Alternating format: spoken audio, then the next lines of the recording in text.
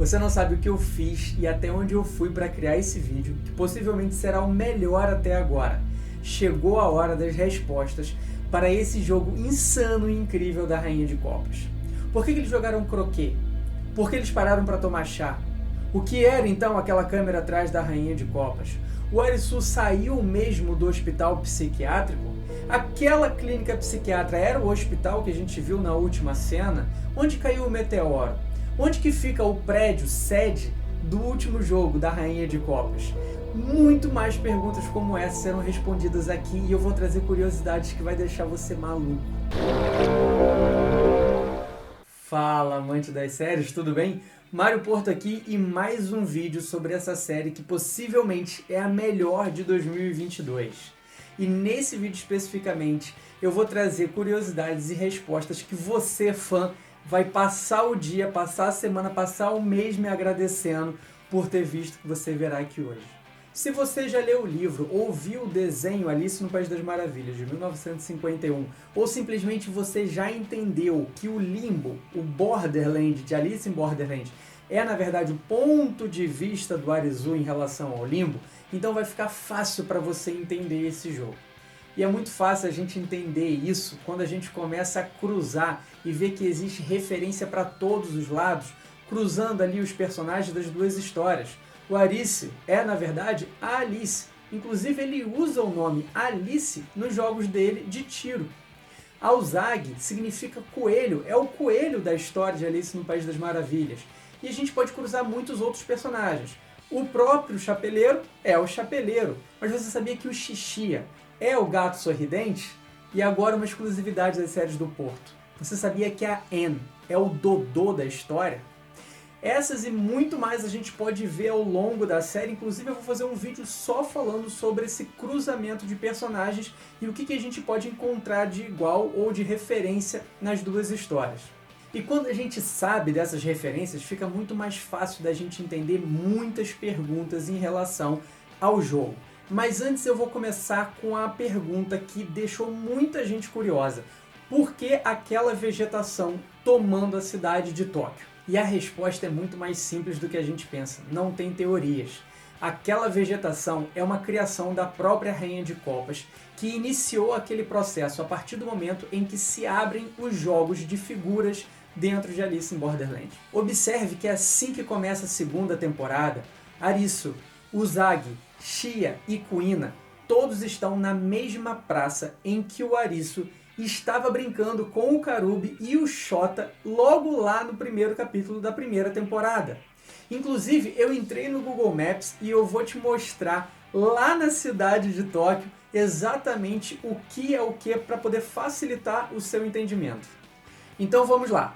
Eles começaram a segunda temporada exatamente aqui, de frente para o prédio Kefront, em Shibuya, que por sinal é esse mesmo prédio onde aparece o letreiro para o trio de amigos no primeiro capítulo da primeira temporada, anunciando o local onde eles participaram do primeiro jogo deles. Agora, olha que máximo, se a gente usar o Maps e girar a tela 180 graus, olha o que aparece.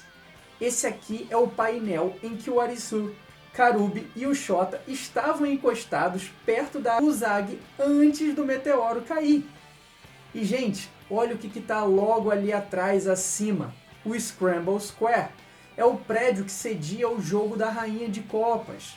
E a título de curiosidade, se a gente voltar aqui, se a gente ver o mapa de Shibuya de cima, é possível a gente ver exatamente onde caiu o meteoro, aqui no Parque Yoyogi. Quando a gente vê a cena de destruição do meteoro, é possível identificar essa pista de atletismo, que é do campus Komaba, da Universidade de Tóquio.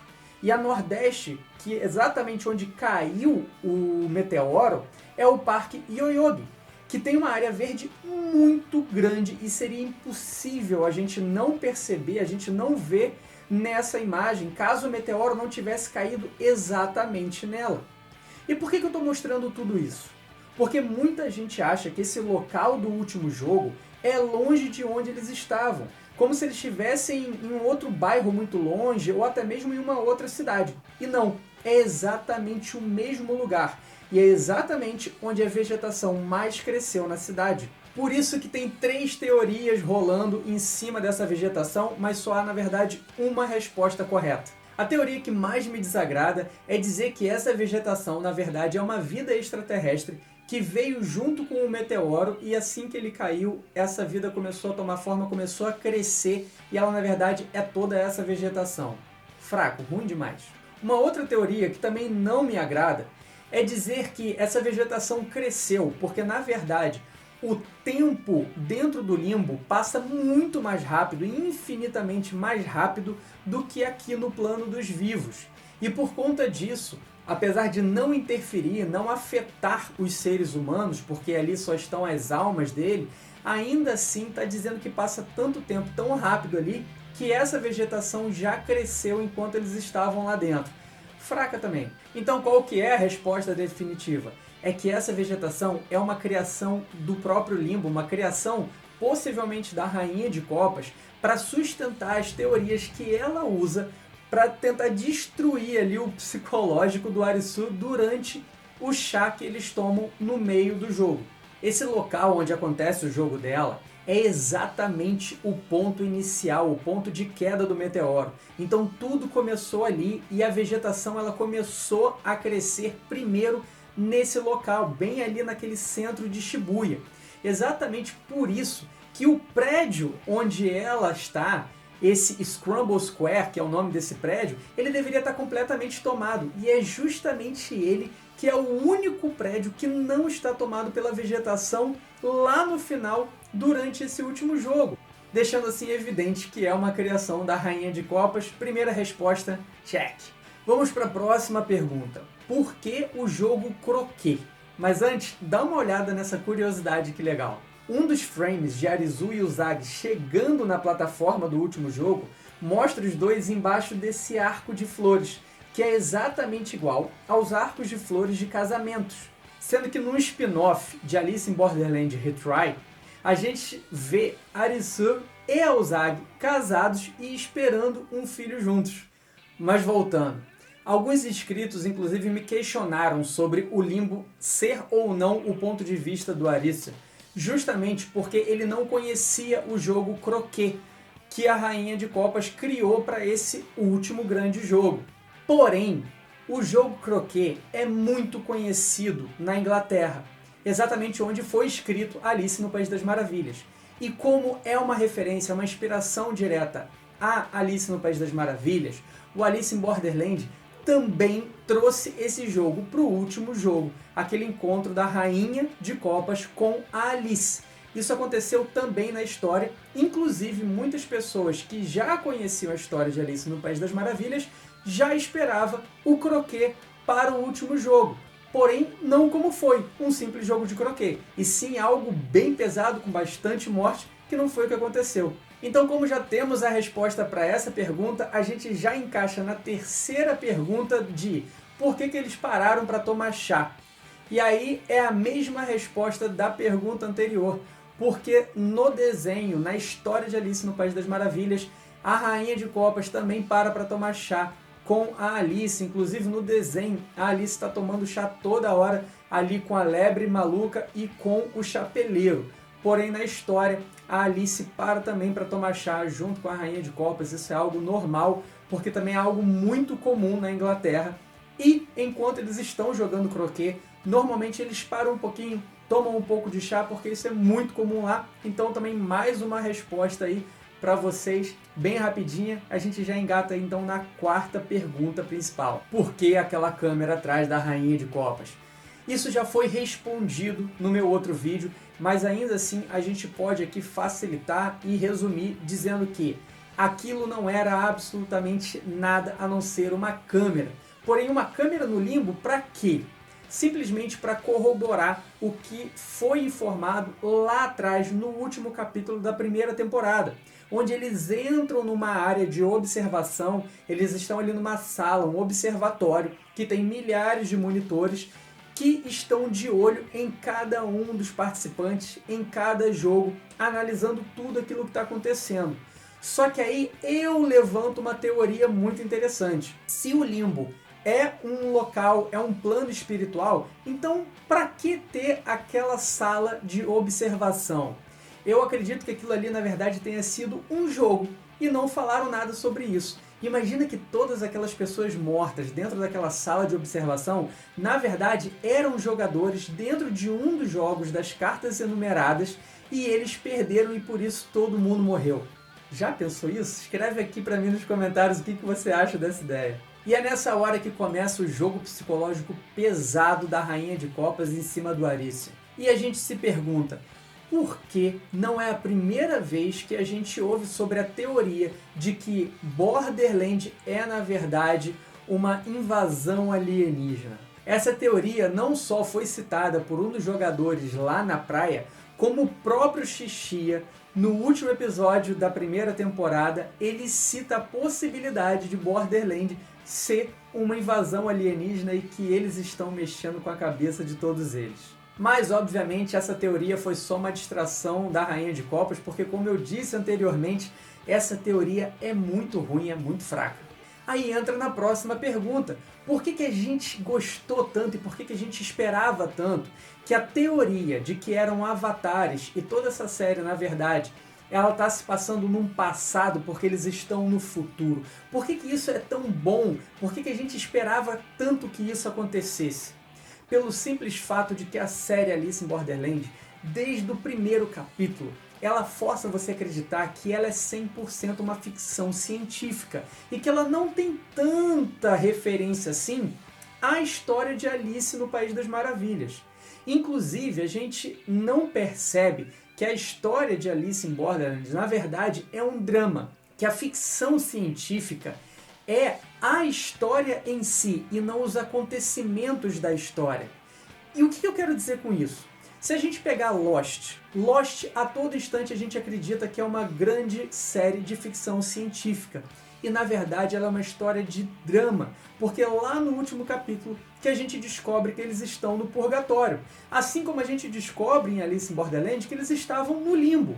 Ambos são planos astrais. E a ficção científica da série, na verdade, é o local onde eles estão e não o que acontece lá dentro. Porque a ficção em si é determinar o que é o purgatório ou o que é um limbo. Agora, os acontecimentos lá dentro, não podemos dizer se é uma ficção científica ou não, porque na verdade ninguém sabe. Então, tudo que está por trás desse plano de ficção científica é um grande drama. Então a gente esperava que fosse uma grande ficção, mas na verdade não. É um drama com uma metáfora maravilhosa, o que tornou essa série possivelmente uma das melhores de 2022. Nossa próxima pergunta. O Arícia, ele realmente enlouqueceu ou não? Não. Tudo aquilo que acontece, todas aquelas teorias que a Rainha de Copas está usando, está inserindo na cabeça dele, na verdade, é para fazer com que ele fique psicologicamente abalado a ponto de desistir. Por que desistir? Porque pela regra do jogo da Rainha de Copas, ele não pode aguentar até o final da terceira partida de croquet. Para isso, ela precisa que ele morra ao desistir ou simplesmente desista mesmo que ele fique vivo. E aí automaticamente ele morreria, né, com aquele raio vermelho na cabeça dele. Então a intenção dela, desde o começo do jogo, é fazer com que o Arícia desista do jogo. Lembrando que todos os jogos de copas são jogos mentais, jogos psicológicos, que trabalham traição, que trabalham jogar com o coração do inimigo, jogar com o mental do inimigo, fazer com que as pessoas se traiam ou até mesmo deixá-las loucas o suficiente para que elas desistam ou simplesmente percam logo de cara. Por isso, então, toda aquela cena maravilhosa dele dentro ali daquela clínica psiquiátrica, também dele indo lá para o futuro, vislumbrando o futuro, dele vendo aquela câmera, imaginando que na verdade são sim pessoas que estão no subterrâneo da Terra, jogando ali, apostando neles que são androides, ou então são avatares participando de um grande jogo. Tudo isso foi um trabalho mental da Rainha de Copas, inserindo todas essas informações na cabeça do Arícia para fazer com que ele desistisse. A Rainha de Copas, ela tá a todo instante querendo destruir o mental, o físico, tudo que é do Arisu, fazendo com que ele desista em si, e isso acontece exatamente dentro do Alice no País das Maravilhas. A Rainha de Copas, ela força a todo instante a Alice a desistir para que ela fraqueje e em algum momento ela consiga cortar a cabeça da Alice, porque é isso que a Rainha de Copas faz. Ela corta a cabeça de todo mundo dentro do País das Maravilhas que discorda dela. A grande questão é que a Rainha de Copas está fazendo um trabalho psicológico exatamente como na história de Alice no País das Maravilhas. Porém, o Arice se mostra forte o suficiente, com uma força de vontade para viver grande o suficiente para que ele não caia nessa tramóia, perceba o que ela está fazendo, volte para o jogo. E a gente observa uma coisa muito legal ali, que o chá que ela estava servindo para ele, possivelmente era um chá envenenado. E aquele chá, dentro daquela cena psicológica da clínica psiquiatra, era os remedinhos. Se ele tomasse os remedinhos, ou se ele tomasse o chá durante o jogo, ele estaria desistindo. Perceba que a todo instante ela repete: toma os comprimidos, toma esse remédio. Desista, desista. Ela fica fazendo isso repetidamente, porque se ele tomar aquilo, talvez ele morra, ou ele simplesmente apague, ou deixe ele ainda mais fraco a ponto dele desistir. Então, com toda certeza, bom, puro, aquele chá não estava.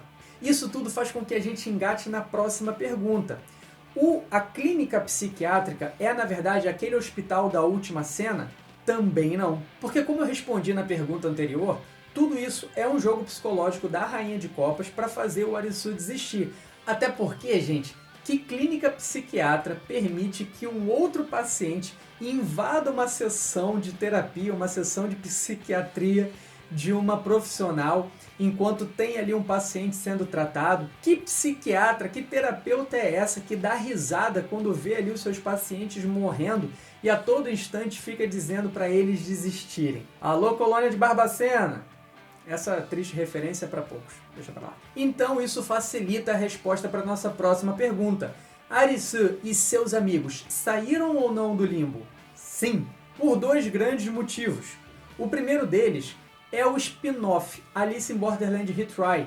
Esse mangá se trata de um futuro à frente, onde Arisu e o Zag estão juntos, casados, esperando um bebê, e o Arisu sofre uma experiência de quase morte que o faz voltar para o limbo.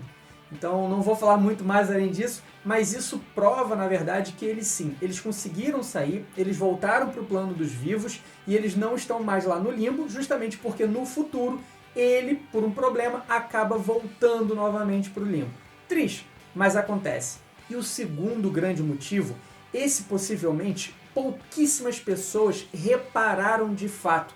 E eu não vi ninguém no YouTube a perceber essa grande charada que vincula uma frase da Rainha de Copas com o aparecimento do Joker no hospital naquela última cena. Só que o vídeo está ficando tão grande e é tanta coisa que eu preciso falar que eu vou deixar esse vídeo dessa segunda resposta explicando definitivamente o que é o Joker e qual a charada por trás do aparecimento do Joker para um próximo vídeo. Então, se você ainda não é inscrito no canal, você possivelmente pode perder esse vídeo que eu vou gravar. Então, para não perder, se inscreve no canal, ativa o sininho para receber a sua notificação. E aquele recado de sempre, é um clique para curtir, um para se inscrever no canal. Um grande abraço, até a próxima e tchau, tchau!